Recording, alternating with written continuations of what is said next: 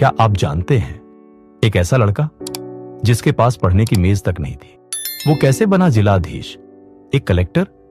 ये कहानी है विवेक की, एक मिडिल क्लास परिवार का सीधा साधा लड़का, पर सोच बहुत ऊंची। बिहार के एक छोटे से गांव में जहां बिजली हर रोज मेहमान बनकर आती थी, एक मिट्टी का घर था जहां जिंदगी संघर्ष नहीं आदत थी। विवेक के पापा एक पोस्टमैन और माँ गौसांसी घर संभालती। पैसे कम थे लेकिन संस्कार बहुत थे। पापा, लोग आपको सलाम करते हैं, मैं ऐसा क्या करूं कि पूरा देश सलाम करे।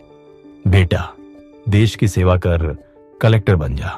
स्कूल में उसके पास जूते नहीं थे, पर किताबें सीने से लगाकर रखता था। क्लास में कई बार टीचर ने किताबें खरीदने को कहा, वो चुप रह जाता। अबे तू कलेक्टर बनेगा, पहले ढंग की पेंट पहन ले। उसने जवाब नहीं दिया, सिर्फ एक वादा किया खुद से।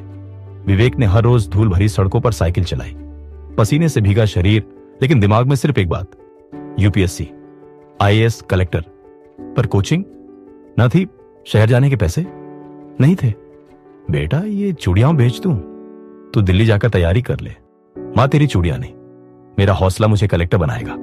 एक छोटा कमरा, गर्मी, मच्छर और नींद से भरी रातें, लेकिन उसकी आंखें सिर्फ किताबों से मोहब्बत करती थी। रात के 2 बजे तक पढ़ना, सुबह 4 बजे फिर से शुरू। कई बार भूखा सोना पड़ा, कई बार खुद पर शक हुआ, लेकिन हर बार माँ पापा की मेहनत याद आती और वो फिर उठ खड़ा होता। पहला अटेम्प्ट फेल, अब बस कर, ये तेरे बस की बात नहीं। कलेक्टर सिर्फ वो नहीं बनते जो पास होते हैं, बल्कि वो बनते हैं जो फिर से खड़े होते हैं। दूसरा अटेम्प्ट, फिर असफलता, माँ की आंखों में चिंता, पापा की खामोशी, लेकिन विवेक अब टूटता नहीं था। अब वो हार को सीख मान चुका था। तीसरे अटेम्प्ट में उसने खुद को दुनिया से काट दिया।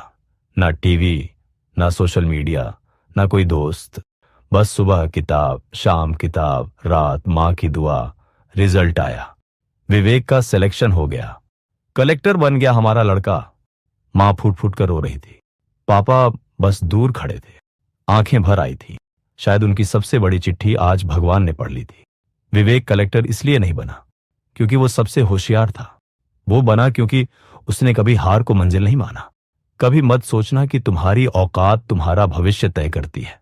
अगर सपने सच्चे हों और हौसला पक्का, तो मिट्टी से भी हीरे निकला करते हैं। तो अगर तुम भी किसी संघर्ष से गुजर रहे हो, याद रखना, जो अंदर से नहीं हारते, वही बाहर से दुनिया जीतते हैं।